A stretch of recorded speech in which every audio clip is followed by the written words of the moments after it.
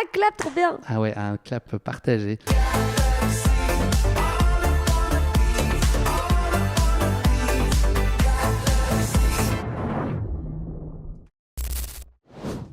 Salut Philippine. Ok, salut, merci de m'inviter. Bah écoute, ça me fait plaisir. Je suis ravi d'échanger avec toi dans ce nouvel épisode de Course épique. Tu as participé il y a quelques jours à ton premier marathon. C'était le marathon de Paris. Oui. Sacrée expérience. On est 5 jours plus tard. Sur l'échelle de courbature de 1 à 10, t'es à quel niveau là? Je dis ça au même moment où je parle, je suis en train de remettre mes jambes en place parce qu'en effet, j'ai encore mal derrière les genoux. Eh oui. Là, depuis ce matin, j'arrive à marcher à peu près bien, vraiment. Mais ça tire beaucoup. Ok. Mais chaque jour, on voit l'amélioration. Tu vas vers le mieux. Ouais. Voilà. Tu seras bientôt apte à faire un nouveau marathon. Bah, non, mais ce qui est quand même dingue, c'est que j'y pense. Alors que le lendemain, mais tout le monde m'avait dit, tu vas voir que tu vas le courir. Le jour même, le lendemain, tu te diras plus jamais, tu veux plus en entendre parler. Et après, ça te revient. Et là, c'est vrai que depuis hier, donc jour 4, je me dis, oh tiens, quand même, j'aimerais bien refaire pour vraiment profiter, pour vraiment vivre différemment le truc. Tu trouveras toujours des bonnes raisons d'aller refaire, pour faire un meilleur chrono, pour découvrir autre chose, pour refaire une prépa. C'est ça, je crois que c'est ça, tomber dedans. Hein. Ouais, exactement. Ouais, j'ai l'impression, je t'écoute un peu sur le sujet, j'ai l'impression que t'es bien tombé dans la marmite. Tant mieux, on est bien dans cette marmite, bien au chaud. Ouais. Philippine, on enregistre cet épisode le vendredi 17 avril, alors c'est la date d'anniversaire de Victoria Beckham, ça je suis sûr que tu le savais. Bien sûr. Mais c'est aussi une date, ouais, bon anniversaire Victoria, je pense qu'elle nous écoute. Incroyable. Je veux dire en anglais, happy birthday. Happy birthday. Et donc ce même 17 avril en 1492, Ferdinand d'Aragon et Isabelle de Castille signent avec Christophe Colomb les capitulations de Santa Fe, alors je ne savais pas ce que c'était, qui lui accorde les titres et privilèges nécessaires au voyage qui projette vers l'ouest en bateau. Donc ce document de quelques pages allait déclencher la colonisation des Amériques et transformer durablement la géopolitique mondiale. Voilà le cadre. La question est beaucoup plus simple que ça. Quel endroit au monde est-ce que tu aurais aimé être la première à découvrir, toi, si tu avais été ta propre Christophe Colomb? Est-ce qu'il y a un endroit ou un type d'endroit qui te marque ou que tu aurais aimé être la première à poser les yeux dessus? Je vais dire un endroit où j'ai quasiment grandi parce que moi je viens de Bordeaux et donc j'ai beaucoup été dans le sud-ouest. Alors les vrais gens du sud-ouest, notamment les Basques, quand je dis ça, me disent non mais tu viens pas du tout du sud-ouest, le Bordeaux c'est pas le sud-ouest. Mais en tout cas j'ai travaillé toutes les saisons d'été au Cap Ferré et j'ai vraiment en partie grandi là-bas aussi et je pense que j'aurais rêvé découvrir cet endroit avant que tout le monde le découvre. Ok, c'est noté, Cap Ferré, très attaché au sud-ouest à tes racines. C'est beaucoup de souvenirs, exactement. Philippine, je vais demander de te présenter à nos auditeurs pour ceux qui ne te connaîtraient pas, mais juste 3 contraintes en 3 dates ou moments clés de ta vie. Donc on aura l'occasion probablement de développer un peu plus tard, mais voilà, s'il y avait 3 marqueurs très forts qui représentent très bien qui tu es, 3 dates ou 3 moments majeurs de ta vie. Ok, waouh, elle est bien cette question. Bon, si je suis un peu longue, tu couperas, hein, mais 3 dates clés de ma vie. Ou des périodes. Oui, mais j'ai pas forcément envie de dire ma naissance parce que je trouve que c'est un peu le premier truc auquel on pourrait penser. Non, je vais dire date clé de ma vie, on va dire le 4 février 2013, le jour où j'ai perdu mon père. J'avais 18 ans. Tu veux que j'explique un peu ou pas forcément ? Vas-y. Ouais. J'avais 18 ans, donc pour moi, il y a un vrai... en plus, à cet âge-là de la majorité, c'est fou, mais j'ai vraiment la vie d'avant, la vie d'après. Et je trouve que la mort de mon père, aujourd'hui, me constitue beaucoup et en grande partie, et a permis de faire en grande partie la femme que je suis aujourd'hui. Je dis toujours, mon père, j'ai l'impression que finalement, bon, il m'a toujours énormément appris, mais le jour où il m'a limite encore plus appris et fait grandir, c'est dans sa mort. Donc il y a un avant, un après cette date-là. Après, je dirais je crois que c'était le 7 juillet 2021, mon premier spectacle à Avignon qui s'appelait Télédrama, la toute première fois que je monte sur scène pour de vrai. Devant 5 personnes. Devant 5 personnes, exactement. Ah oui, tu es bien renseigné. Devant 5 personnes, dont 3 personnes, c'était mes producteurs. Donc réellement devant 2 personnes qui avaient acheté leur place. Tu les connais, tu sais qui c'est? Non, je sais pas qui c'est. C'est sympa de retrouver leur trace, ils doivent être là. Ils sont peut-être pas revenus. Peut-être que ça les a traumatisés cette première. En tout cas, cette date-là était complètement dingue. Ça a lancé une aventure absolument merveilleuse de spectacle. Enfin, je suis tombée dedans là aussi dans la marmite, on va dire. Et dernière date, je réfléchis dans les... Dernière date, on va dire... Ok, on va dire c'est un peu pas très gai. Bon, après, on peut faire des choses gaies, même des choses très malheureuses. Mais on va dire le 25 janvier 2024, jour où je commence les antidépresseurs parce que je me suis séparée de mon ex qui était mon mari. Je suis en train de divorcer et là je suis au fond du fond du fond. Le lendemain je monte sur scène pour mon spectacle et je me dis que j'ai envie de tout arrêter et finalement ma mère me dit non attends, avant de tout arrêter essaie déjà de te faire aider de façon médicamenteuse. Je commence les antidépresseurs et je pense que ce jour-là finalement c'était un peu cette expression le premier jour du reste de ma vie, dans le sens où ce jour-là en prenant les antidépresseurs je me suis dit ok, tu choisis de les prendre parce que tu as aussi envie de vivre et go, c'est parti. Et depuis ce jour-là, ça n'a fait que remonter. Que grimper, que du D+. Exactement. Tu vas nous raconter ça. C'était quoi tes bonheurs du quotidien quand tu étais enfant en Philippines? Tu étais une petite fille, je crois, assez timide et réservée. Où est-ce que tu allais chercher ton plaisir? Oui, c'est vrai que j'étais très timide. J'étais hyper timide. Je me mettais à pleurer. Alors, j'avais mes amis, hein, j'étais entourée et tout. J'avais un bon groupe d'amis qui est d'ailleurs en grande partie mon groupe d'amis encore actuel. Mais il y avait quelque chose avec les adultes ou quoi. J'étais tétanisée. J'étais toujours dans les jambes de mes parents. J'avais une toute petite voix. J'osais pas regarder dans les yeux. Je me mettais à pleurer s'il fallait que je prenne la parole devant la classe. Enfin bon, c'était un peu intense. Et ce dans quoi je m'épanouissais beaucoup, d'ailleurs c'est rigolo, mais c'était déjà le théâtre. J'ai commencé le théâtre, j'étais si je dis pas de bêtises, je crois que c'était en CM1. Et je joue en CM1, j'ai commencé le théâtre. En CM2, pour Noël, j'avais demandé une caméra à mes parents. Et à partir de ce moment-là, j'ai commencé à tout filmer. Et notamment à me filmer moi, en train de jouer des personnages dans des situations. À l'époque, c'était aussi des émissions télé, genre la Starac, mais la première Starac du coup. Et avec mes meilleurs potes, on se filmait beaucoup. Donc je m'éclatais beaucoup là-dedans. Et tu te rêvais déjà star américaine, c'est ça? Et je me rêvais déjà actrice américaine, exactement. C'est vraiment ce que je disais. Parce que je pense que comme je regardais à fond les séries, les frères Scott, j'étais à fond, j'étais folle amoureuse de Lucas. Donc je pense que je voulais vivre dans les frères Scott et je rêvais de devenir actrice, mais pas que actrice. Je voulais être actrice américaine, c'était très particulier. Il y avait quelle place pour le sport là, dans ces années-là? Enfant, ado? J'ai toujours fait du sport. J'ai jamais fait du sport en revanche en compète parce que j'ai fait du tennis beaucoup. J'ai beaucoup joué au tennis et c'est rigolo parce que dès lors que toutes mes amies ont commencé à être classées, moi j'ai pas trop l'esprit de compète. Okay. Et donc quand j'ai commencé à faire des matchs, oh là là, je me souviens d'ailleurs une fois mon père il était sur le côté et il était vraiment là dépité à se dire oh là là mais c'est pas possible.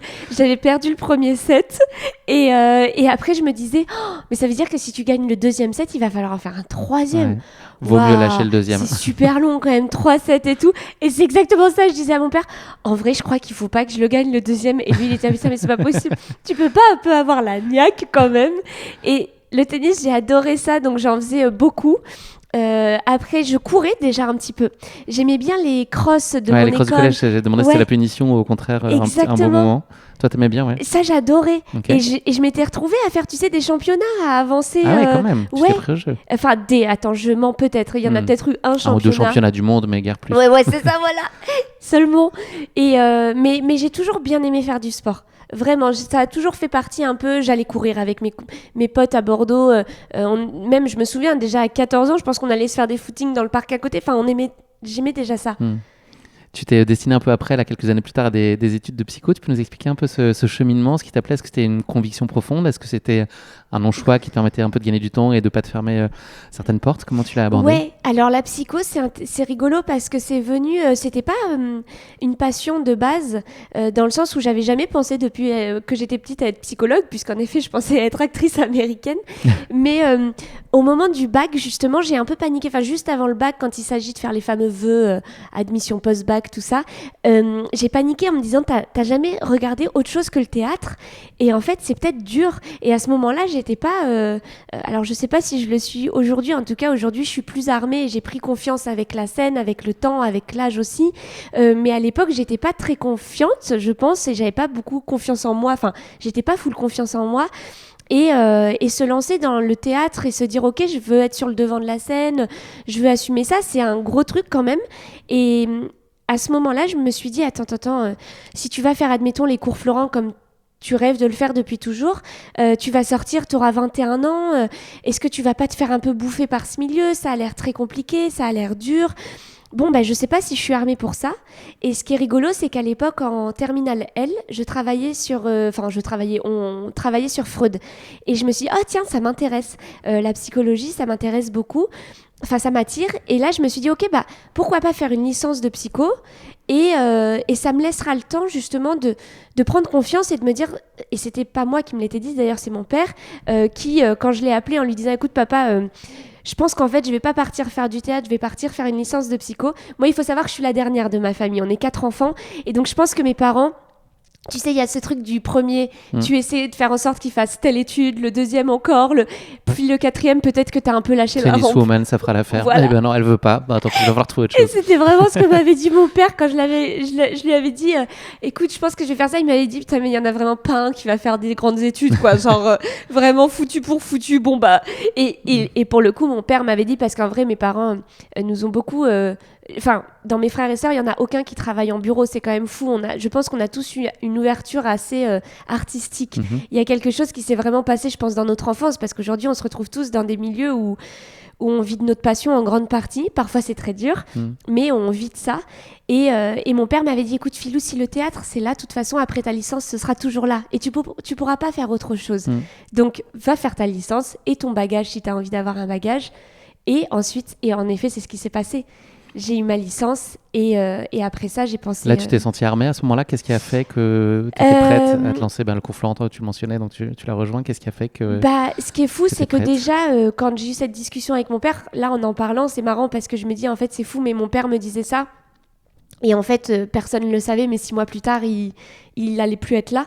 Et ou 6 ou peut-être 1 an plus tard, puisque c'était après les admissions, les vœux post-bac. Donc, en effet.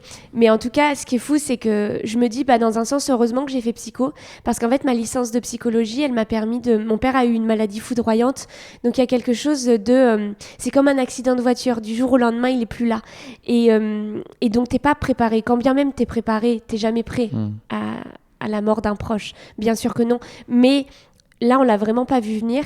Et je pense que le fait d'avoir fait cette licence de psychologie, que j'ai quand même mis 5 ans à faire, d'habitude c'est en 3 ans, mais aussi il s'est passé quelque chose, c'est qu'à ce moment-là, j'étais dans la mort de mon père, en fait. J'étais pas là. J'étais là physiquement, j'étais là à mes cours, je validais mes examens, mais Philippine, dans sa tête, elle était absolument ailleurs. Et ma licence de psycho, ce que je dis toujours, c'est que je ne me souviens pas trop de ce qui s'est passé à ce moment-là, de ce que j'ai appris, tellement c'était un brouillard dans ma vie, je comprenais rien à ce qui se passait. En revanche, je pense que là où elle m'a énormément appris, c'est la mort de mon père, et c'est en fait d'avancer là-dedans, dans ce chemin de comprendre ce qui se passe, et au bout de 5 ans d'atterrir et de me dire ok, il est plus là, c'est ça ta vie, et maintenant t'arrives à nouveau à être heureuse et t'arrives à nouveau à te projeter dans le temps et dans une vie qui va te donner envie de la vivre. Qu'est-ce que tu veux faire? Et c'est là que le théâtre est revenu. Et donc en effet, quand je suis arrivée au cours Florent, je me suis dit mais attends, là c'est un truc de fou, parce que ça fait 5 ans que... Enfin, ça fait pas 5 ans. Ça fait 5 ans que tu as arrêté le théâtre. Et aujourd'hui, tu dis à tout le monde que tu veux faire ça depuis toujours. Mais tu n'en fais plus de théâtre depuis 5 ans. Depuis que mon père était mort, en fait, j'avais arrêté. C'est intéressant. J'ai arrêté de filmer, j'ai arrêté le théâtre sans m'en rendre compte, sans le conscientiser. Et là, je me suis dit, mais tu sais pas si ça te plaît. Et en fait, je suis arrivée au cours Florent et je suis montée sur le plateau. Et là, je me suis dit, ça y est, t'es à l'endroit où tu veux être, en fait. C'est ça. On parlait de compétition là brièvement tout à l'heure dans le sport. Est-ce que... j'imagine, enfin tu l'as même mentionné, il y a pas mal de rivalités. Enfin, est-ce qu'elle s'exprimait beaucoup? Est-ce que c'était aligné par rapport à toi, ta façon d'être aussi? Parce que les places sont extrêmement chères. Est-ce que toi, tu te retrouves aussi dans cette dynamique-là? Ouais, alors je pense qu'en effet, il y a dans ce milieu qui est très compliqué, acteurs, comédiens, enfin c'est très dur. Et au cours Florent, il y a quelque chose de très, en fait, on fait quand même un métier où il faut quand même de l'ego, parce que quand je parle même du fait de pas avoir forcément trop confiance en moi à des moments de ma vie, en vrai, pour choisir d'être comédienne, il faut quand même que tu aies confiance en toi, parce qu'il y a quand même un petit truc, je sais pas de l'ego mal placé, mais il y a un truc d'ego. On te regarde quand tu joues quand même. Donc je pense que ça, il faut l'admettre aussi. Mais c'est vrai qu'à Florent, moi, très rapidement, je me suis fait ma meilleure pote, qui est toujours ma meilleure pote aujourd'hui, avec qui j'ai écrit d'ailleurs ce spectacle. Adèle Rouanet, elle s'appelle, et elle, c'est celle que j'ai rencontrée. On s'est rencontrés le jour 1 et depuis, on s'est pas lâché. Et après, j'ai rencontré plein d'autres personnes, mais des vrais amis que je me suis fait, il y en a pas tant que ça. Après, je suis arrivée un peu plus âgée, j'avais déjà mon groupe d'amis, moi justement, depuis le primaire dont je parle, donc c'était très sain, mon entourage. Mais oui, il y a de la compète, mais après, je trouve que, comme partout, j'imagine, comme dans tous les milieux, le tout, c'est aussi comment tu choisis de te positionner face à ça. Et moi, je suis tellement persuadée, comme sur les réseaux, les gens qui font des vidéos, les thèmes qu'on traite, on est plein à traiter ces sujets-là. Et moi, ce que je trouve merveilleux, c'est qu'il y a la place pour tout le monde, justement. Et plutôt que d'être en compète, c'est un peu bisounours ma façon de voir les choses, mais plutôt que d'être en compète, venez, on travaille ensemble et on crée une grande troupe. Et en fait, on se tire les uns les autres vers le haut et c'est ça qui est génial. Parce que pour moi, et c'est ça qu'il faut avec les réseaux, c'est de permettre à tout le monde d'exister et d'être visible et de trouver sa communauté qui va lui ressembler. Et c'est ça qui est incroyable, c'est que chaque univers peut exister vraiment. Et il y a la place pour tous les univers possibles. C'est complètement ça qui est d'accord, c'est pareil dans la course à pied, il y a plein de façons de la raconter, de la vivre, plein d'angles, plein de sensibilités, à chacun de trouver sa place. Mais c'est ça. Et pas de rivalité à imaginer ou à créer en tout cas. J'avance un peu dans le temps, le confinement, ça a été un accélérateur pour toi aussi en termes de notoriété, d'exposition. Est-ce que tu as le sentiment que ça a été très vite? On voit quand même beaucoup quand il y a des artistes ou des personnalités qui explosent. On a l'impression que ça se fait du jour au lendemain. Derrière, c'est quand même un long chemin. Il y a, si on doit faire des parallèles avec la course à pied, une longue prépa et puis plein de choses qui ne marchent pas, qui se passent comme prévu alors qu'on ne voit pas pour le coup. Est-ce que tu as toi l'impression qu'il y a eu une accélération qui t'a dépassé et qui a été très soudaine, ou c'est quand même l'héritage de beaucoup de travail, beaucoup de tentatives et c'est finalement une construction relativement lente avant d'arriver au moment où tout s'accélère? Justement, ce qui est rigolo, c'est que c'était Maxime Gasteuil. J'avais fait plusieurs de ses premières parties et clairement, c'est une inspiration. Ces deux spectacles sont absolument incroyables. En plus, Maxime, il vient de Bordeaux, enfin Saint-Émilion, pas Bordeaux, Saint-Émilion. Et donc, moi, j'étais impressionnée de faire ses premières parties et c'était quand j'ai commencé, et c'était il n'y a pas très longtemps, hein, on parle de ça, c'était il y a 5 ans. Et en fait, Maxime m'avait dit, on met 10 ans à être connu du jour au lendemain. Et cette phrase, elle est tellement vraie, c'est que parfois, il y a un truc qui se passe en effet où tu vas être visible par énormément de monde et d'un coup, les gens vont avoir l'impression que tu as pété très vite, très fort. Alors bien sûr, il y en a, j'imagine, à qui ça arrive, mais je pense que je suis persuadée que chaque personne qui pète aussi assez vite, assez fort, derrière, en effet, c'est le fruit de longues années de travail, de doutes, beaucoup de choses. Il y a eu beaucoup de travail avant pour que ça arrive, mais ça n'a pas été mis dans la lumière encore, ce travail-là. Donc, on se rend pas trop compte de ça parfois. Mais en effet, moi, ce qui est vrai, c'est que le confinement, à mon échelle, ce qui était fou, c'est que puisque les gens étaient sur les réseaux, sur les téléphones, on n'avait rien d'autre à faire, on pouvait plus bouger de chez nous. C'était aussi un moment où il y a eu une grosse vague d'essor de la course à pied. Exactement, oui, parce que c'est vrai que tu pouvais sortir pour courir. Ouais. Donc il y en a plein qui se sont mis à la course à pied. Voilà, c'est ça. Exactement. Oui, alors c'est vrai que moi, je ne suis pas touchée par ça parce que j'adorais courir. Premier jour du confinement, je vais courir, je me fais une entorse. Ah, nickel. Donc c'est pour ça que, en effet, la poisse. Ah ouais, vraiment l'enfer. Vraiment, je vais courir. Et en plus, avec les personnes avec qui j'étais confinée, on s'était dit ça. On s'est dit, mais c'est trop bien, chaque jour, on va pouvoir aller s'aérer en courant. Bingo. Premier jour, bam. Fout tout par terre, quoi. Ouais. Ah ouais. Donc, j'étais vraiment, moi, pour le coup, coincée à l'intérieur. Et donc, il y a ce truc de se dire, ok, on est sur les réseaux. Moi, je l'ai vu, j'avais commencé à faire des vidéos déjà, j'en faisais à côté des cours Florent, mais pas de façon très régulière. Puisque je n'avais que ça à faire, je m'étais dit, ok, fournis beaucoup plus de vidéos que tu as l'habitude de faire. Et très rapidement, j'ai vu surtout le nombre de vues à mon échelle qui était énorme. Aujourd'hui, je pense que c'est pas tant que ça, mais pour moi, j'étais pas du tout très suivie à l'époque. Et je me disais, mais c'est fou, il y a beaucoup plus de vues que d'habitude. Ça veut dire qu'en fait, il y a un truc à faire. Et en effet, j'ai fait plein de vidéos et pendant le confinement, moi, j'en ai pris, je sais pas, j'ai pris peut-être 7000 abonnés et c'était énorme pour moi. J'étais en mode, mais c'est un truc de fou. Et surtout, ce qui s'était passé, c'est qu'il y avait eu des articles et t'avais plein d'articles qui parlaient, tu sais, des comptes à suivre un peu pour s'aérer la tête, l'esprit. Et moi, je me souviens, j'étais au milieu de ces comptes-là avec genre les caractères, Diane Segar, tu vois, c'était fou. Et tu te dis, oh là là, mais des articles parlent de moi, c'est dingue. Et de mon compte assure. Et donc oui, moi, il y a un vrai truc qui s'est passé à ce confinement. Et surtout, pour moi, j'ai adoré cette période. Alors bien évidemment, très personnellement, parce que le contexte, était très, très lourd et très anxiogène et tout ça. Mais moi, dans ma création, j'ai adoré ce moment-là.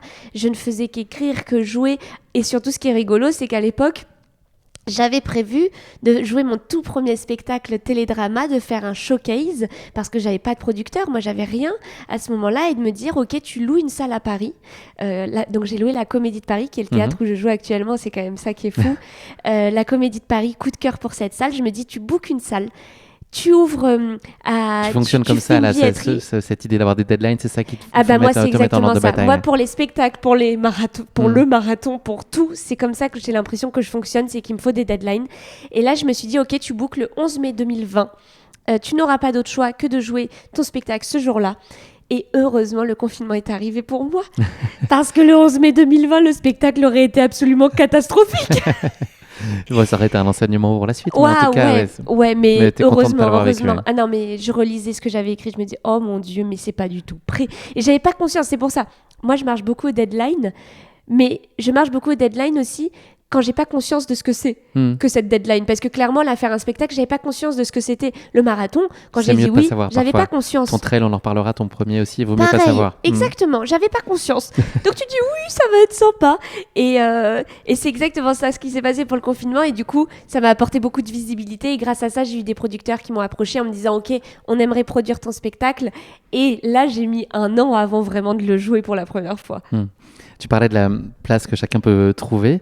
Toi, si tu devais vraiment décrire ta patte, ton approche, ta singularité, elle vient d'où? Qu'est-ce que tu veux traduire, transmettre? J'ai l'impression... Alors, je sais que...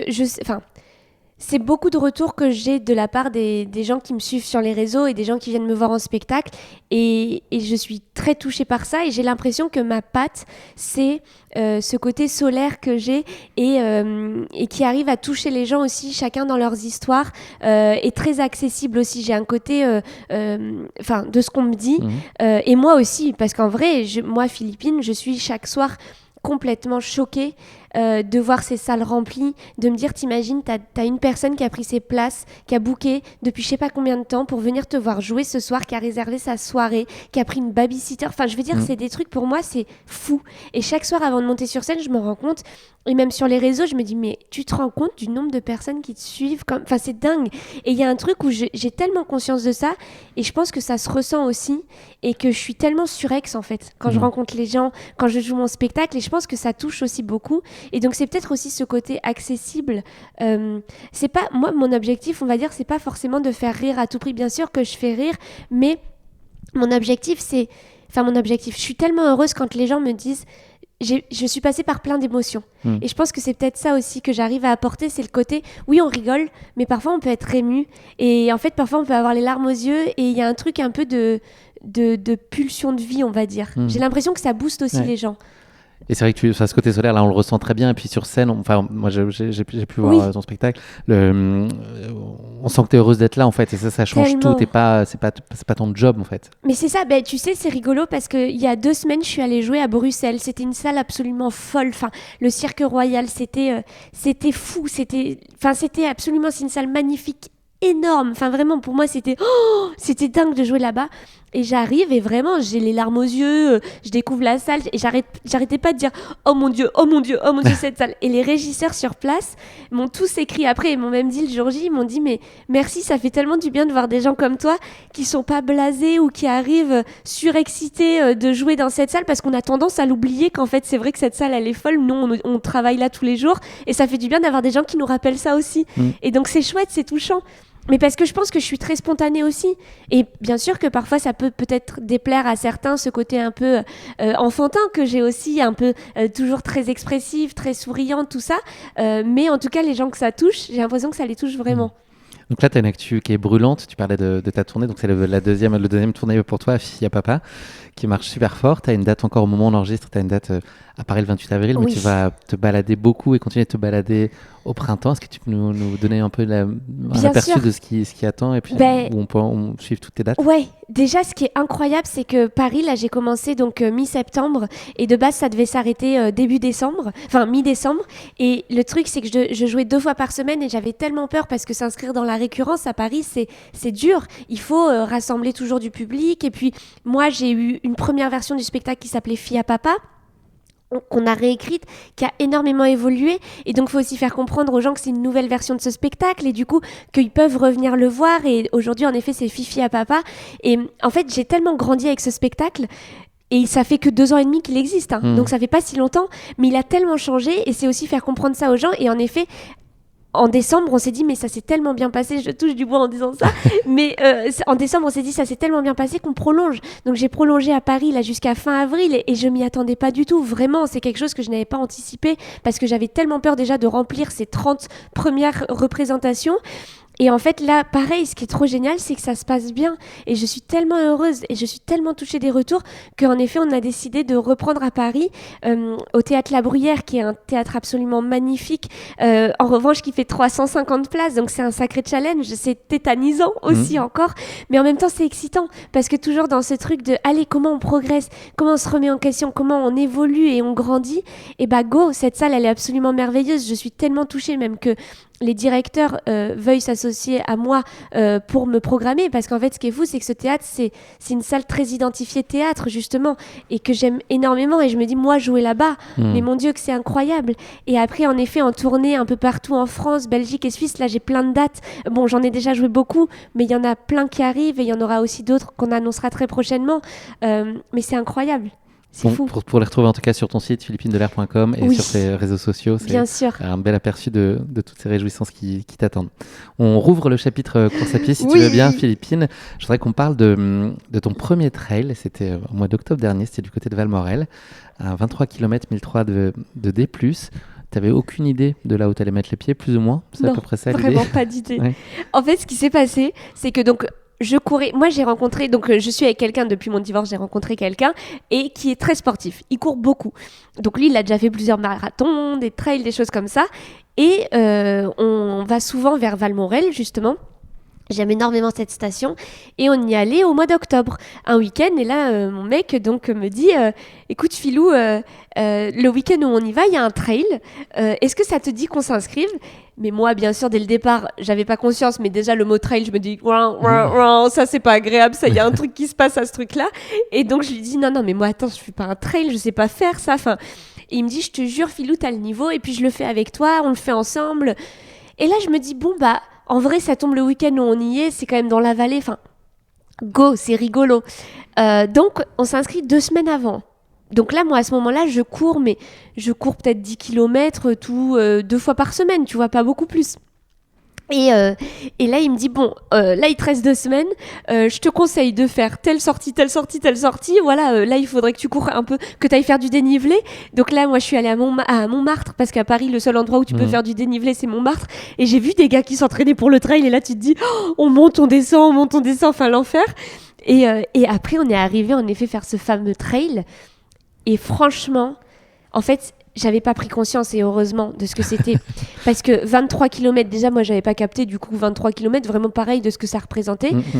Et en fait, la veille, on va chercher le dossard, on regarde le parcours, et la veille, je comprends qu'en fait, c'est 11 km qui ne font que monter. Et après, c'est 12 km, certes, de descente, mais 11 où tu montes la montagne, en fait. Et là, c'est la panique. Là, j'ai eu PLS, la panique. Ouais. J'ai commencé à stresser un peu la veille, vraiment. J'ai commencé à stresser. Le lendemain, tu te réveilles à 6h du mat pour manger des pâtes. Moi, j'avais jamais fait ça. Tu sais, donc là, tu te réveilles, tu te dis, et tiens, t'es un dimanche matin, 6h du mat. Bah, d'ailleurs, j'en parle, je me dis, j'ai réitéré la semaine dernière au marathon. Et tu sais quoi, tu vas le refaire. Mais c'est ça, c'est fou. Mais quand le réveil sonne, pour le coup, ça m'a refait pareil dimanche dernier. Quand le réveil sonne, tu te dis, mais pourquoi je fais ça? Et là, c'est vrai qu'après, t'arrives.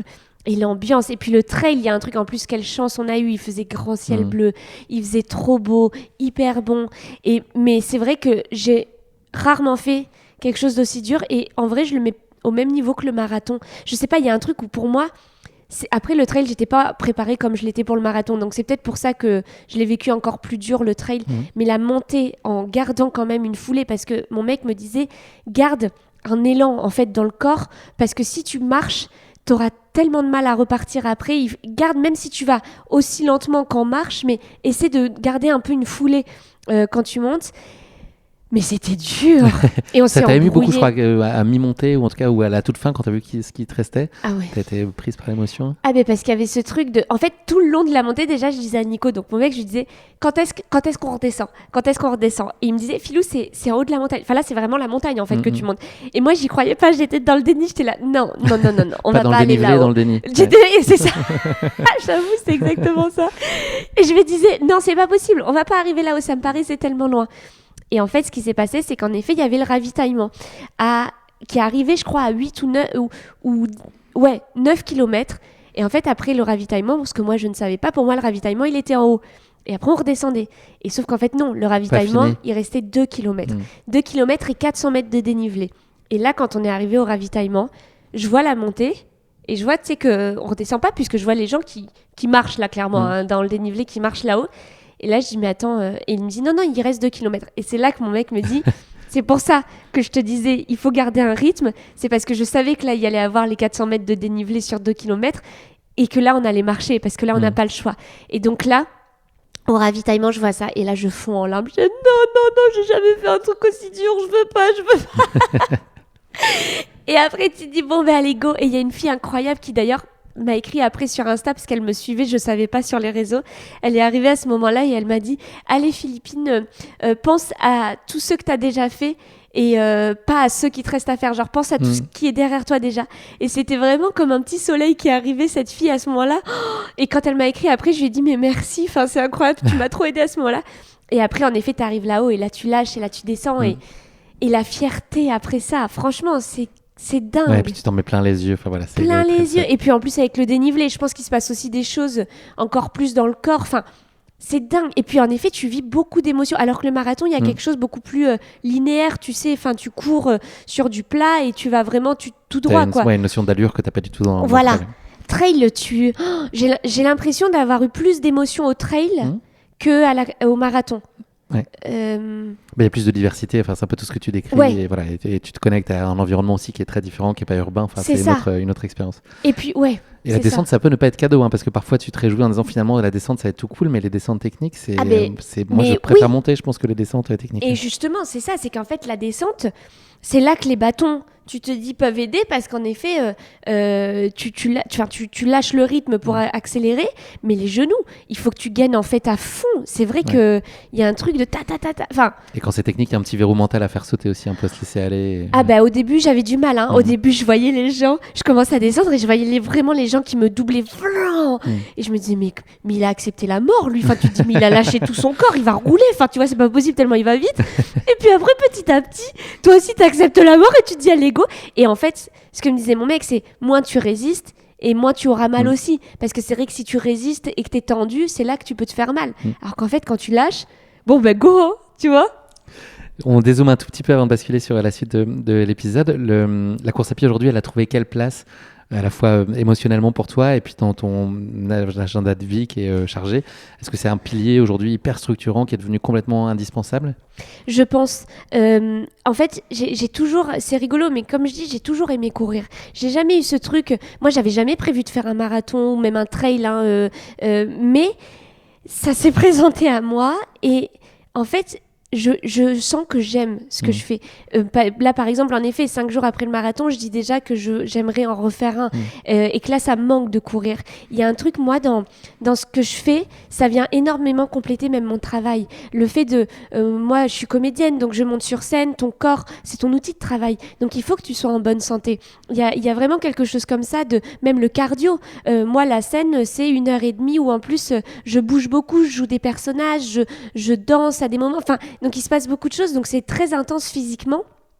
Et ce que j'ai remarqué avec cette prépa marathon, typiquement, où j'ai beaucoup couru pendant les 3 derniers mois, qui étaient finalement peut-être les pires mois pour faire une prépa marathon, parce que c'était aussi les mois où j'ai eu le plus de dates de tournée. Donc chaque semaine, j'avais mes dates à Paris, le week-end des dates en tournée, enfin... Tu prends le train, tu bouges tes affaires de sport, tu vas courir dans des endroits que tu connais pas, mais ça te permet déjà de découvrir aussi des villes, ça c'est quand même incroyable. Bon, après tu te retrouves aussi parfois dans des endroits où les gens dans les villes te disent mais t'es allé courir là-bas mais ça craint vachement, enfin, et toi tu dis ah ouais c'est vrai que quand j'y étais je me disais ça a pas l'air foufou, donc tu te rends pas compte aussi parfois de où tu cours. Mais il y a un vrai truc je suis persuadée, même si j'étais très fatiguée sur la fin de la prépa marathon entre la course et les spectacles, je suis persuadée que ça m'a tellement apporté et que aujourd'hui là si j'ai joué mon spectacle 2 jours après le marathon, là à Paris j'y étais mardi soir.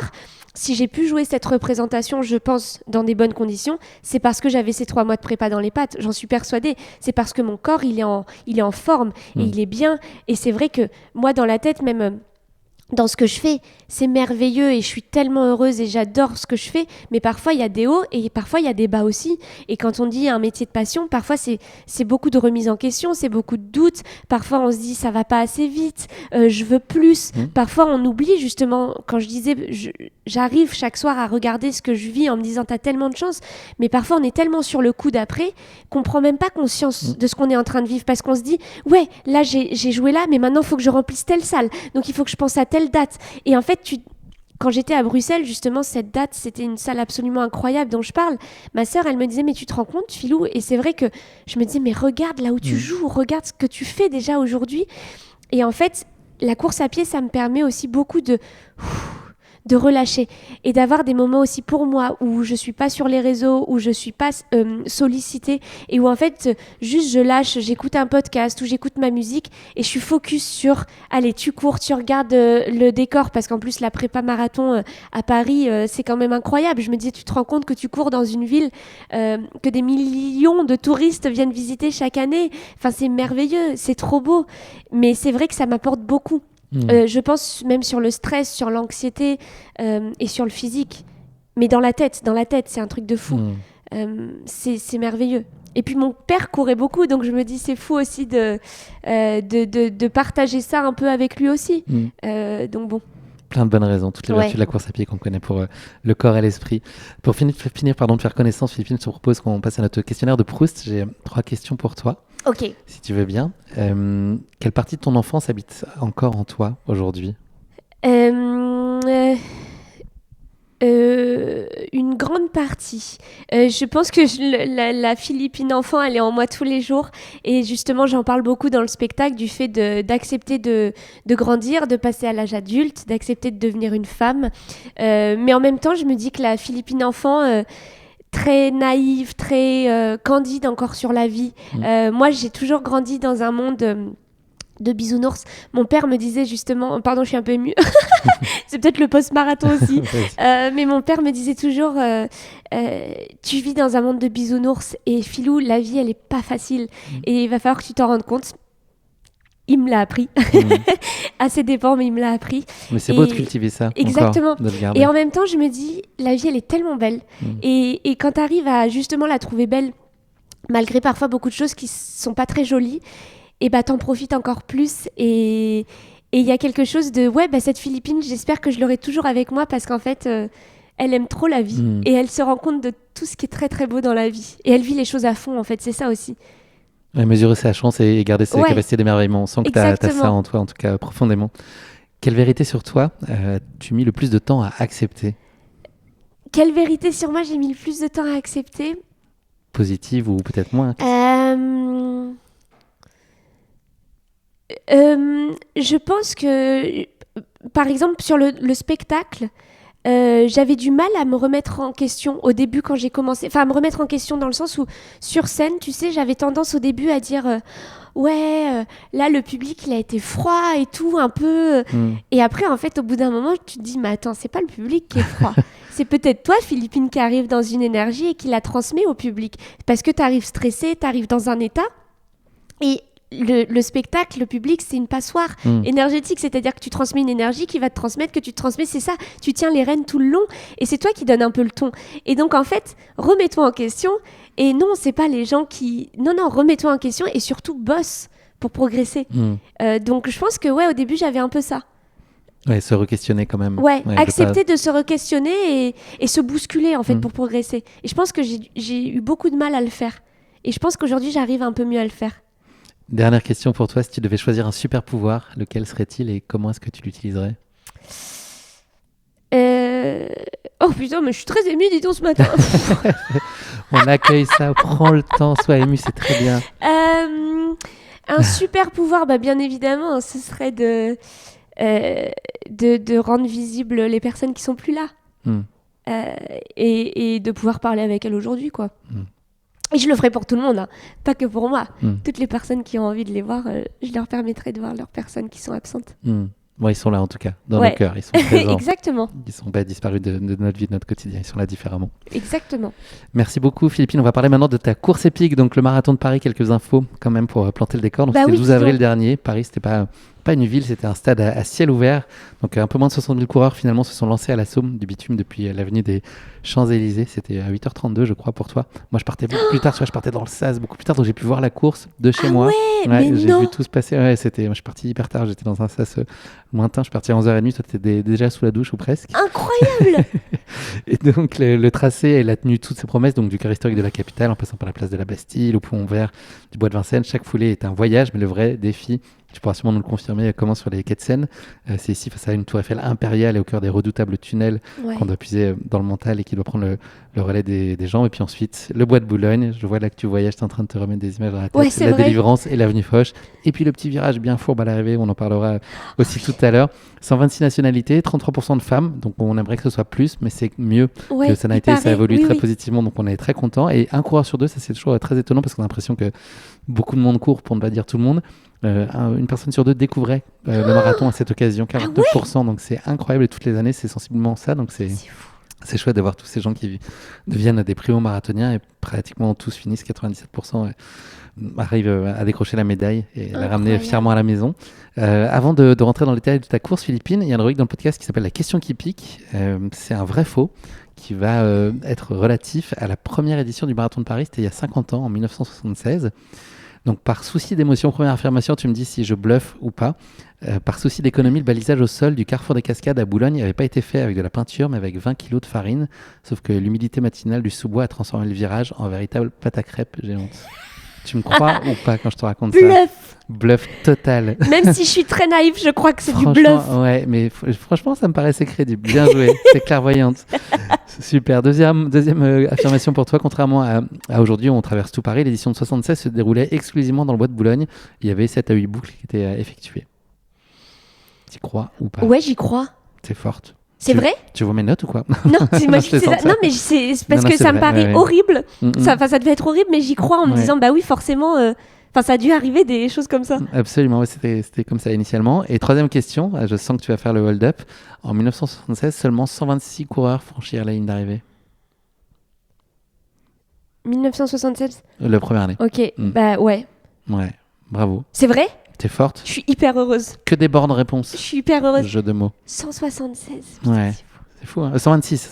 126. Ouais. Pourquoi j'ai dit 176? Parce que 1976, peut-être. Oui, c'est ça le mash-up. Il y a un petit mash-up de date. Bravo, tu as carrément tenu la distance. Félicitations. Merci. On va parler de ce marathon de Paris pour les minutes qui nous restent. Cette envie, donc, elle est consécutive au trail dont on a parlé tout à l'heure et puis une opportunité qui s'est présentée à toi de participer. Est-ce que tu as décidé, est-ce que tu as hésité une demi-seconde ou est-ce que finalement ce partenaire qui vient à toi fait que c'est le petit supplément d'âme qui t'a manqué pour te dire ok allez let's go. En fait c'est dingue. Est-ce que je peux citer ou tu pas? peux y aller. Okay. Azix. En fait ce qui est fou c'est que suite à ce trail en effet j'ai fait une vidéo sur les réseaux parce que tellement les gens m'avaient encouragé, avaient suivi mes 2 semaines de prépa. J'avais fait une vidéo suite au trail et ce qui est dingue c'est qu'après ça Azix, Clara qui travaille pour Azix m'a contactée en me disant écoute Philippine, on aimerait t'équiper pour tes prochains challenges. Mais moi, j'avais pas du tout prévu 2 prochains challenges. Moi, je me suis dit, mais attends, à quel moment je suis devenue runneuse professionnelle? Et en même temps, je me suis dit, puisque je fonctionne beaucoup comme ça, et bah go en fait. Donne-toi un objectif parce que t'as la chance d'avoir une marque qui te propose un dossard. Quelle chance c'est? Parce que je sais que quand les dossards sont en vente, j'ai bien conscience que dans la journée, ils sont tous vendus. Je crois que c'est un truc de fou, la vitesse à laquelle ça part. Et donc pareil, quand je parle du fait que je suis tellement consciente d'avoir beaucoup de chance sur beaucoup de sujets, mais là tellement c'est ce que je me suis dit non mais attends, quelle opportunité incroyable, fonce. Et Clara au départ m'avait proposé un marathon, je sais plus, je crois au mois de Espagne, ouais, ça en décembre, peut-être Valence, Séville ou quelque chose comme ça. Exactement. Et le truc c'est que là je lui ai dit c'est trop proche, je serais pas prête et je savais qu'il fallait au moins 3 mois de prépa, puis même moi le temps dans ma tête de me dire attends, il faut que je fasse un marathon. Et au départ je m'étais dit pourquoi pas semi, mais semi puisque j'avais fait les 23 km de trail, je m'étais dit t'as déjà couru finalement un peu cette distance, même si c'est différent, mais t'as déjà eu 23 km dans les pattes. Oui parce que t'avais mis 3h33, ce qui est quasiment le temps que t'as mis sur marathon, c'est le temps que t'as mis en trail. Exactement. Et là, je m'étais dit, ok, bon bah, go. Ouais, c'est vrai, c'est fou. Toi, t'es fort, 3 heures. C'est fou, oui. Et en gros, je m'étais dit, ok, j'ai dit à Clara, c'est quoi votre marathon? Et je lui ai dit, attends, est-ce que vous faites le marathon de Paris? Elle me dit oui. Et là, j'ai dit go. J'ai pas hésité. J'ai dit, allez, go. Et là, je me suis dit, mais quelle chance incroyable. Et donc là, ce qui s'est passé, et ce qui était fou, c'est qu'en plus, ils m'ont dit, elle m'a dit, est-ce que tu veux avoir un coach? Moi, j'étais là, mais bien évidemment, parce que je sais même pas comment commencer cette prépa. Enfin, je sais même pas ce que c'est une prépa marathon. Et elle m'a dit, ok. Donc là, c'est là que Dorian Louvet a commencé à m'entraîner. Dodo, ouais. Incroyable. Enfin, vraiment, quelle chance. Et Dorian, c'était drôle parce que le premier coup de téléphone, on se connaissait pas. Il m'appelle, il me dit, mais je sentais qu'il me toisait un peu, pas il me toisait, mais il me disait, mais toi, du coup, tu cours à quelle allure? Et surtout, est-ce que tu vas tenir? Parce que Dorian, il entraîne pas beaucoup de gens et je pense qu'il veut vraiment être sûr que les gens soient motivés, ce qui est complètement normal, tu vois, parce que. Mais moi, j'aime vraiment la course à pied. Donc, je lui ai fait comprendre très rapidement. Je lui ai dit, non, mais j'adore ça. Et je lui ai dit, voilà, moi, je cours à telle allure. Et là, il me dit, ah, ok, ah ouais, donc ça veut dire que tu cours déjà, t'as un bon rythme déjà. Ok, cool, on va s'éclater. Et donc là, je lui ai dit, voilà, moi j'ai cet objectif-là, je veux partir avec le SAS de 3h30. Et là, il me dit, bon, bah go. Et il a été incroyable parce qu'à chaque entraînement, il m'écrivait après, comment tu vas, comment tes jambes vont, on ajuste si besoin et tout. Et il m'a fait une vidéo la veille de mon marathon, enfin, trop mignon, vraiment. Et c'est fou, ouais. Ouais, c'est un super mec, on Quelle le chance. salue. Ouais, Et en effet, je me suis dit, bah go. Et en revanche, ce qui s'est passé, encore une fois, je pense que j'avais pas du tout conscience vraiment de ce que c'était que de faire un marathon, parce que comme j'ai eu beaucoup de dates, j'ai eu beaucoup d'échéances avant le marathon, de dates de spectacle. Donc en fait, à chaque fois, je me disais, oui, tu te prépares pour le marathon, mais tu l'intellectualises pas encore trop. Puisque là, attends, avant le marathon, déjà là, tu joues à Paris mardi, puis après t'as Bruxelles, puis après t'as ça. Et le vendredi soir, je jouais à Reims. Et donc en fait, je suis rentrée à Paris samedi, et là, samedi, je me suis dit, oh, c'est demain. Et là, je me suis fait avoir par le stress. Ouais. Et la prépa, tu l'as bien vécu? Est-ce que pour toi, t'es très discipliné, je pense, on peut le comprendre. Ça faisait partie intégrante du chemin aussi, tu l'as apprécié pour ça? Complètement. Moi, mais je me suis dit, tu te rends compte que là, tu es en train, dans mon planning, j'avais les créneaux bookés. Course sortie longue. Parce que quand tu pars pour 30 km ou 27 km, tu dois bloquer 3 heures en fait sur ton emploi du temps. Donc vraiment, je répondais à des gens, je suis désolée, là, je peux pas. J'ai course à pied, j'ai prépa marathon. Donc ça fait partie de ton planning, c'est quand même un truc de fou. Mais oui, je l'ai super bien vécu. C'est une place qui est difficile à garder d'ailleurs, parce que souvent il y a plein d'autres sollicitations qui font qu'on a du mal à préserver ça dans un agenda. Je sais, c'est quasiment la chose à mettre en premier. C'est ça. Et parfois j'ai dû décaler des séances, tu vois. Mais franchement, j'ai réussi à bien tenir. Mais sur la fin, c'était loin. Là, apparemment, c'est normal. 2 semaines avant la fin, j'en pouvais plus. Là, j'étais là, je suis en burn de course à pied. T'étais au pic quasiment juste avant l'affûtage et la redescente. C'est ça. Tu te sens prête au moment où la prépa se termine, dans les dispositions mentales et physiques? Est-ce que tu as le sentiment d'avoir fait ce que tu avais à faire? Je me sens prête parce que je me dis, moi je pense que pour le coup, et ça c'est bien aussi de l'admettre, c'est que je pense que j'ai un bon mental. Dans le sens où je l'ai vu, même avec la scène, avec tellement de représentations que j'ai vécues, parfois très dures, parfois tout ça, et je sais que j'arrive à tenir. Quand je me donne un objectif, je sais que je me dis, t'as pas le choix que de le faire. En fait, tu vas le faire. Donc dans ma tête, j'étais là, je sais que je vais le faire. Après, ce qui arrive aussi au marathon, et ce que tu ne peux pas prévoir, c'est qu'à un moment, ton corps lâche. Et ça, t'as beau être préparé, tes jambes, si elles répondent plus et que tu tombes, bah tu tombes et tu peux rien. Mais souvent, ça peut se passer un peu plus haut aussi. Si le corps il lâche, c'est peut-être qu'il y a un signal un peu plus haut qui vient de la tête. Ouais.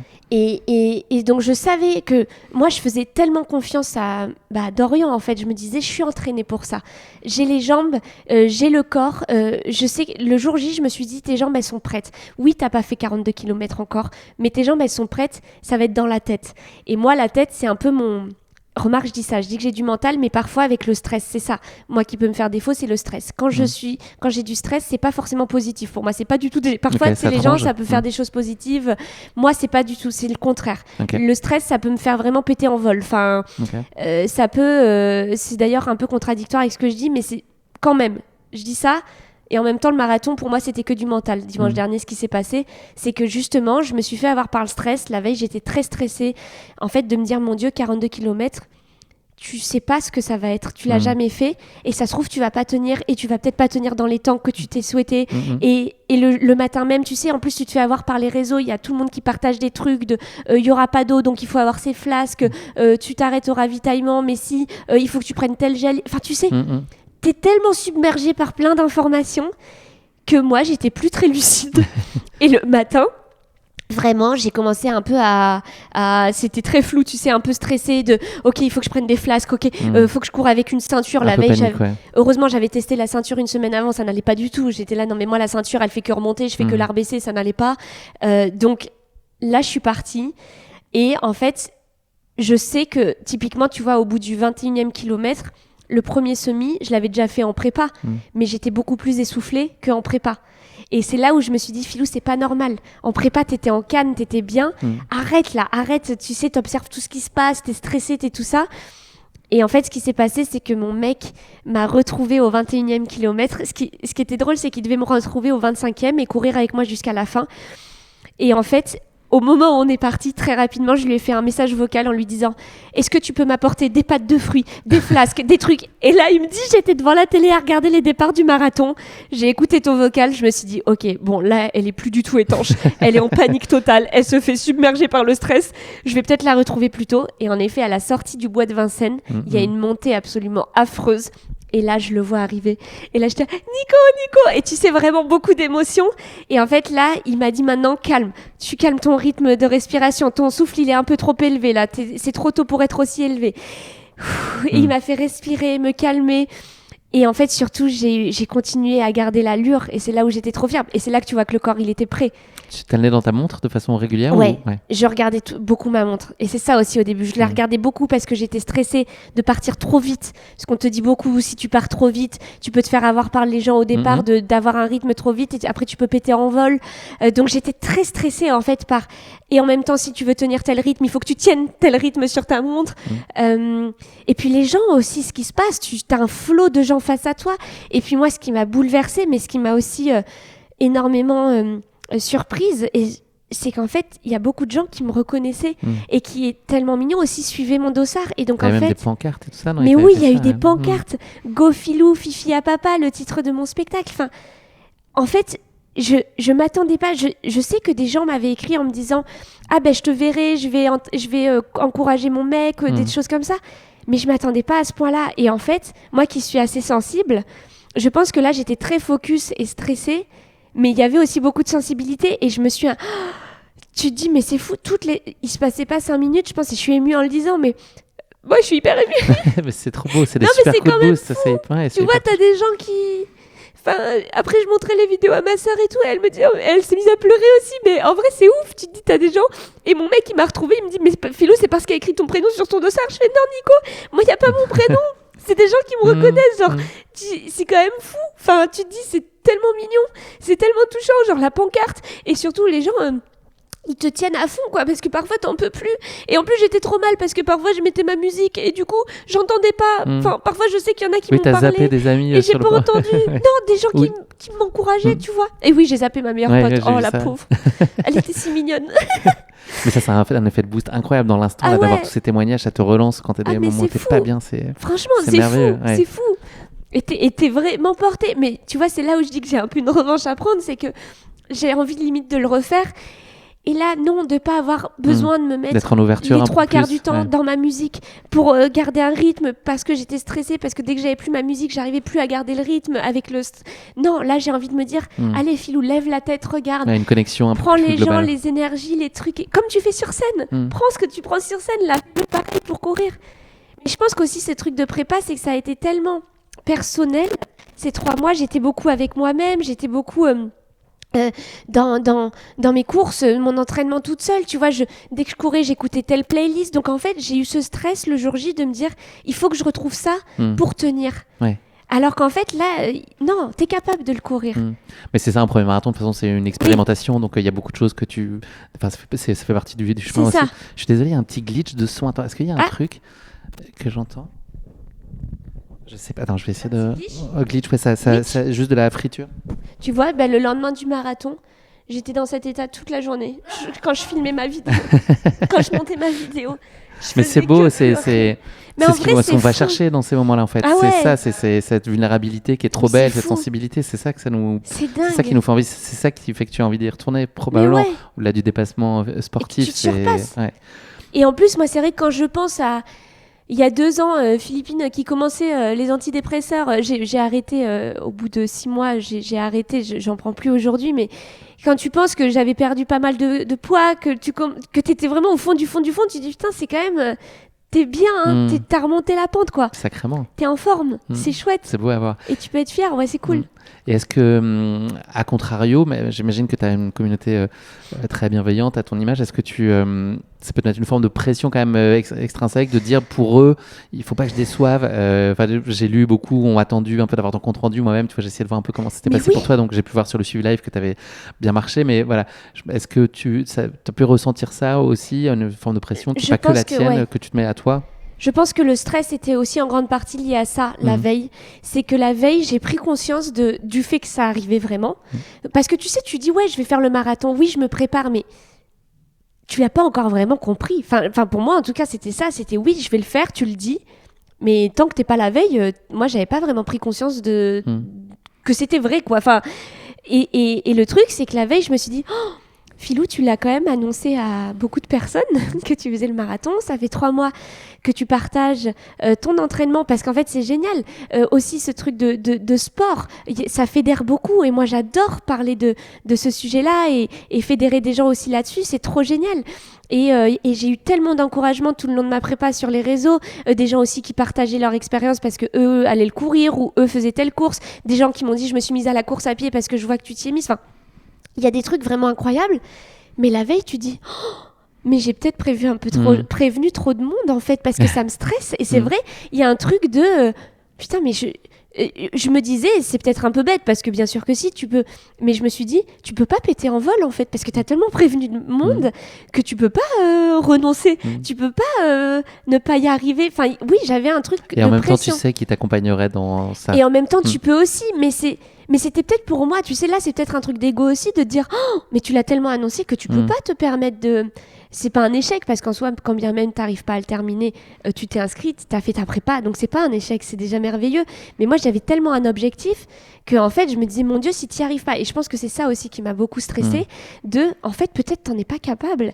Et c'est là où je dis que moi, mon stress, il est pas bon. C'est que mon stress, il peut me dévaloriser beaucoup, quoi. Et en fait, oui, ce qui est fou, c'est quand c'est arrivé, le jour J, je me suis dit, je voulais pas me stresser à me dire il faut que tu filmes des moments pour en faire une vidéo. J'étais tellement à vouloir vivre ce marathon à fond que je me suis dit ne te prends pas la tête à te dire quand tu cours il faut que je filme ça parce qu'après il faut que je fasse ma vidéo de fin, parce qu'en fait là moi je me suis dit non, toi de base c'est pas non plus ton travail de faire des contenus sur le sport, donc t'es pas obligé de faire une vidéo sur le marathon. Déjà fais ton exploit du marathon.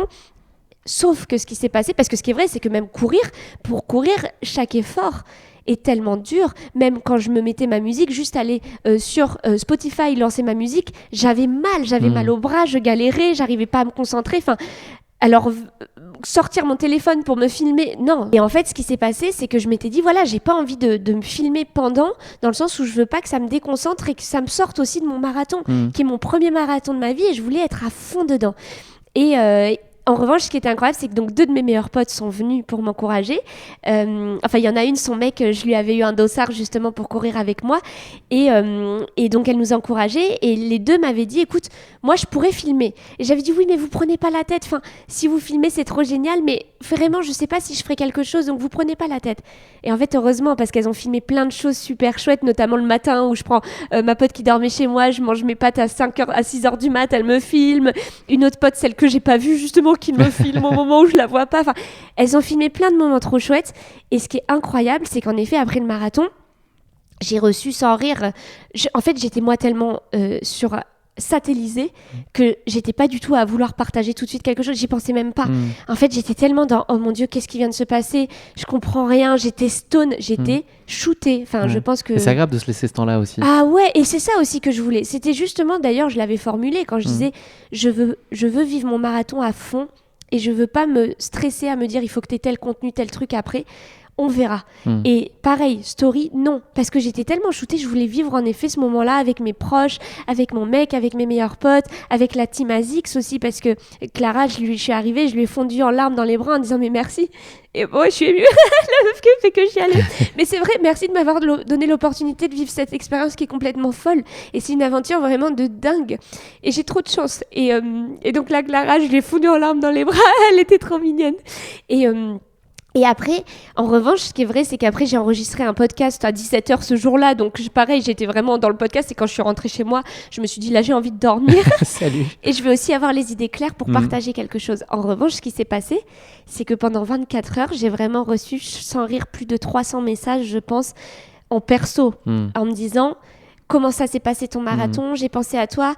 Est-ce que tu es toujours en vie ? On n'a pas de nouvelles. Je réactualise ton profil depuis 15 fois que je réactualise ton profil, il n'y a pas de nouvelles et tout.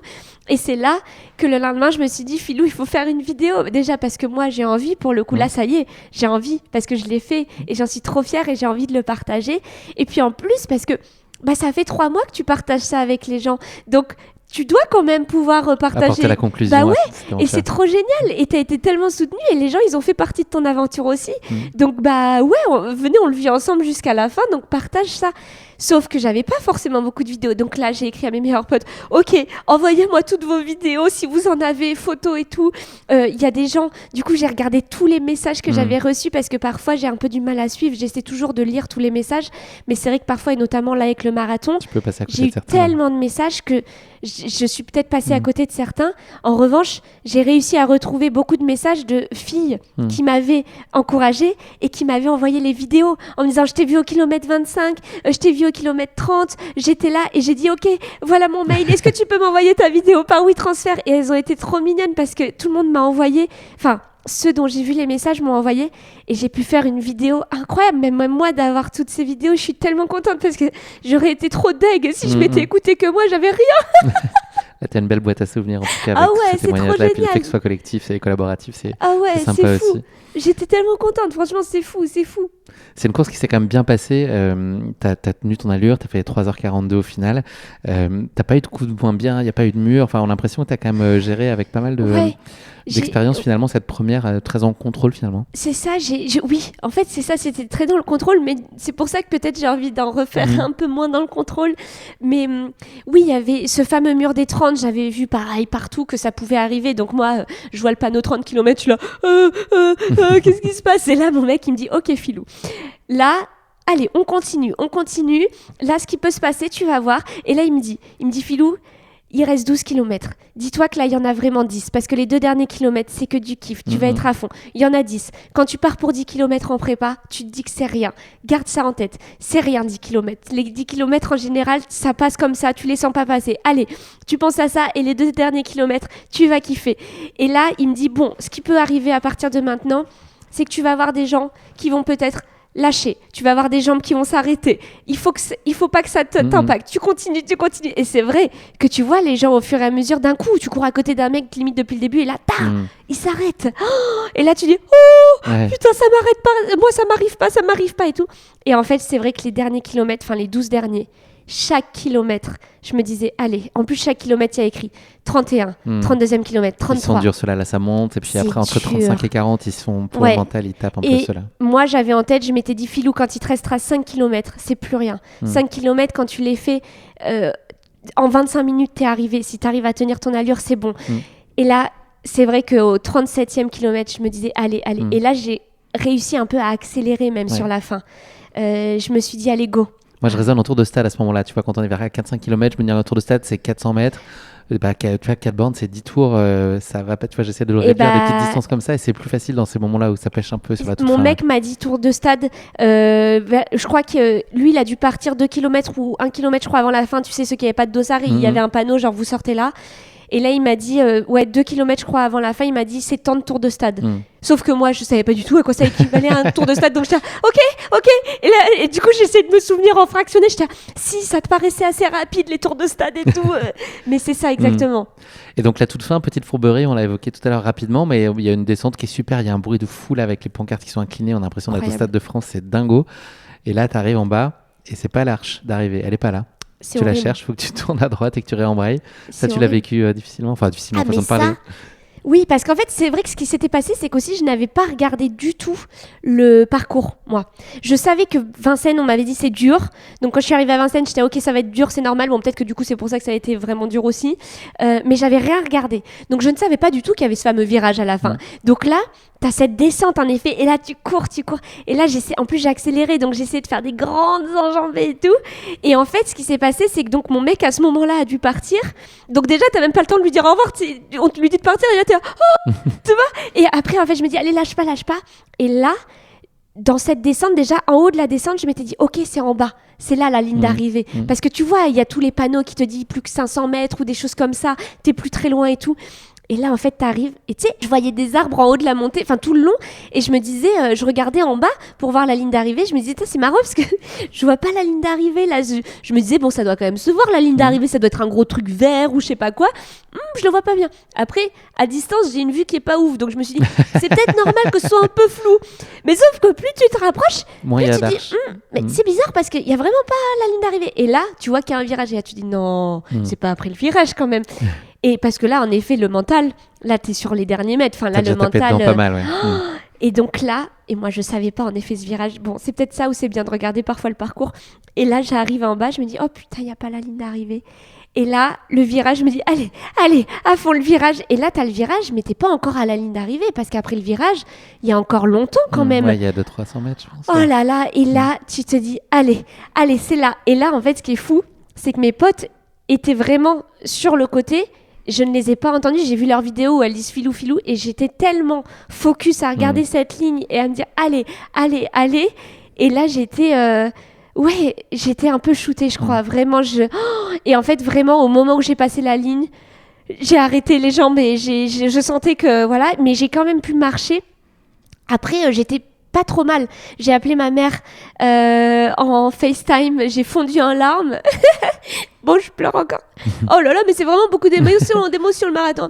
J'ai appelé ma mère et là, elle était trop mignonne parce que toute ma famille m'avait tous suivi, mes potes et tout, genre ils suivaient le dossard. Donc ma mère, elle m'appelle, je crois qu'elle était en larmes aussi. Ma sœur, elle était en larmes. Enfin, tout le monde me dit, moi, sur les derniers mètres, il pleurait en mode, elle va y arriver.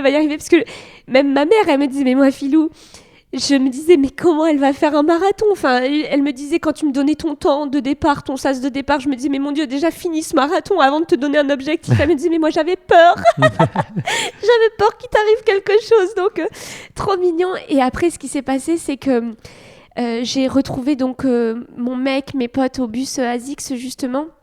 Et là, en fait, je pense que tu sais, j'étais en hypoglycémie. Apparemment, j'avais les lèvres bleues. Et d'ailleurs, j'ai demandé à mes potes, vous avez des vidéos de ce moment-là? Elles me disent, bah non, parce que vraiment, on avait un peu peur pour toi, t'étais pas très rassurante à regarder, donc on s'est pas dit, tiens, on va la filmer. Elle est peut-être en train de mourir, on va la filmer. Ce serait dommage de louper ce moment. C'est ça. Et j'avais les lèvres bleues, j'étais congelée, je tremblais. J'étais... Ouais, tout qui redescend, c'est le contre-coup. Donc ce marathon, tu l'as bouclé en 3h42. Au-delà de ça, de ce chrono qui raconte une partie pas la plus significative de ce que ça a été, qu'est-ce que cette course, elle t'a appris sur toi? Et quand je dis course, j'inclus tout le chemin avant, et depuis mi-janvier, ta préparation et tout ce qui t'a amené jusque-là. Elle m'a appris en tout cas, elle m'a confortée dans l'idée que ça fonctionne pour moi de me donner un objectif et que surtout je le tiens. Et que j'ai du mental. Elle m'a bien appris ça parce que vraiment...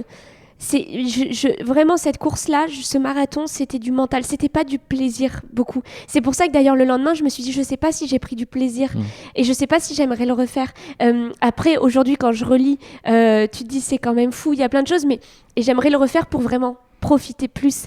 Mais elle m'a appris que j'ai du mental et que je pense que je suis fière parce que je me dis je suis solide en fait. T'arrives à un moment de ta vie où t'as énormément de dates, où t'as plein de choses qui se passent au niveau du taf, à t'envoyer une prépa marathon qui est quand même lourde, et t'es solide. Et c'est moi toute seule qui l'ai fait. Bien sûr, j'ai eu tous les encouragements et ça m'a énormément porté. Bien sûr, mon mec a couru avec moi, bien sûr. Mais t'as été discipliné, voilà. T'as créé toutes les conditions de succès. C'est ça. Et mon mec, parce que le soir même, je lui disais merci, t'as couru avec moi. Il me dit mais Filou, c'est toi qui t'es entraîné, c'est ta prépa. Enfin, je veux dire, moi j'étais là, mais je veux dire, c'est toi qui as couru, c'est tes jambes, c'est ta tête, c'est toi qui n'as pas lâché. Et ça aide à me donner confiance. Bien sûr, tu peux en tout cas. C'est l'exploration, de toute façon, un premier marathon, c'est ça, il y a toujours des choses qu'on découvre. C'est aussi intéressant d'aller chercher tout ce que ça peut révéler, questionner, et puis ce que tu as envie encore de retrouver dans les prochains que tu n'as pas apporté. Ce premier, c'est quoi justement ta projection sur la suite? Donc là, tu es en train de le digérer. Est-ce que tu sens que le trail, c'est quelque chose qui peut t'appeler aussi plus durablement? Est-ce que tu as envie de te remettre des prépas plus longues, aller sur des formats plus courts? Quelle place tu t'imagines donner à tout ça? J'ai bien aimé le trail. J'ai vraiment bien aimé... Je pense que j'aimerais refaire des trails. Marathon, je pense que j'y retournerai aussi parce que tu vois, déjà, jour 5, je le dis. Donc, ça mûrit quand même en moi. Mais j'aimerais bien faire un semi. On va peut-être, c'est dans le sens inverse, mais peut-être aussi envie de faire un semi. Justement, peut-être faire ma sœur, là, je crois qu'elle va faire le semi de Saint-Sébastien en octobre, et je me dis pourquoi pas le faire pour te tester sur cette distance que tu connais pas C'est hyper intéressant parce que tu as quand même de l'intensité beaucoup, voilà. Plus que sur marathon, mais en même temps, c'est pas une balade de 10 km, donc c'est un curseur à bien placer. Et ça, je me dis, j'aimerais bien. Et après, peut-être refaire un marathon. Voilà, on verra. On va suivre ça de près, évidemment. Philippine, j'ai une dernière question pour toi. C'est pas le mot de la fin, c'est le motto de la fin. Est-ce que tu aurais une devise à partager avec nous qui peut illustrer soit ta philosophie de vie, on a bien compris quelle est ta dynamique, mais voilà, ou ton rapport à la course à pied, ou ce que ça peut t'apporter. Voilà, est-ce que tu aurais une phrase de ta création qui pourrait englober un peu la façon dont tu vois tout ça?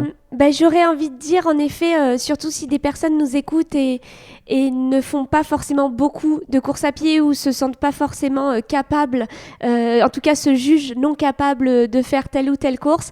Moi, j'ai envie de dire, franchement, l'année dernière, non, même pas l'année dernière, au mois de septembre, tu me disais que j'allais faire un marathon au mois d'avril, mais je t'aurais dit, mais jamais de ma vie. Mais c'est vraiment ça. Jamais de ma vie, je vais faire un marathon. Mais bien sûr que non. Et en fait, je pense que, peut-être pas tout, mais je pense qu'une grande partie des objectifs sont accessibles si on s'en donne les moyens et si on se prépare à fond et si on a l'envie, en fait. Déjà, avoir l'envie, c'est merveilleux. Donc si vous avez l'envie, c'est déjà merveilleux. Et ensuite, go, on y va. Et la vie, on est là pour... Enfin, c'est un peu bateau, mais la vie, moi, j'ai envie de la vivre à fond. Et c'est tellement génial. À 5 minutes 16 du kilomètre, en tout cas, tu l'as vécu sur ce marathon. Ouais. Merci pour cette note positive. Pour conclure cet épisode, il y a un autre très joli marathon qui est quasiment un ultra-trail vu la durée. Donc, c'est cette tournée dont on a parlé. Donc, rendez-vous sur ton... non, c'est quoi ? Non, je voulais parler de ta tournée. En tout cas, qui t'attend et que t'as déjà commencé. Bah oui, l'UTMB. Pardon, je croyais que t'allais me parler de ça. Pardon. Attends, je t'ai coupé. Désolée. C'est dans les projets ? Non, pas du tout. Okay. C'est parce que je croyais que tu allais me dire qu'il y a un autre super truc à faire aussi, c'est ça, peut-être qu'un jour. Il y en a plein des super trucs là, si tu commences à mettre le nez dedans, on trouvera toujours des trucs à faire sympas avec des baskets aux pieds. Non, je parlais de ta tournée, donc voilà, c'est un beau marathon aussi qui se continue, voilà, et en espérant que la ligne d'arrivée n'existe pas, et que voilà, ça t'emmène le plus loin possible. Merci, c'était un moment génial, merci pour ta sincérité, ton authenticité, ton énergie qui est hyper communicative, c'était un super moment, et puis bravo pour cette médaille. Elle est où? Je t'ai pas demandé. Elle est... mais je l'ai dans mon sac. Parce que... Oui, je l'ai. Alors, elle est très controversée. Moi, je trouve que ça passe. Hein. Mais il paraît qu'elle est controversée, mais moi, puisque je n'ai pas matière pour comparer... Elle te va bien. Bah moi, je la trouve géniale. Elle te va bien, géniale. ton sur ton, là, avec ton sweat jaune, c'est nickel. Très coloré, j'aime beaucoup, justement. Tu vas la mettre en valeur chez toi ou plutôt vocation à finir dans une boîte ? Je vais la mettre dans ma boîte à souvenirs. Ok. J'ai une boîte à souvenirs et ça, c'est avec mon dossard. Prépare-toi une boîte à médailles parce que j'ai l'impression que c'est que le début de cette aventure et de cette marmite dans laquelle tu es bien au chaud. Merci Philippine, c'était un chouette moment. Merci. À bientôt.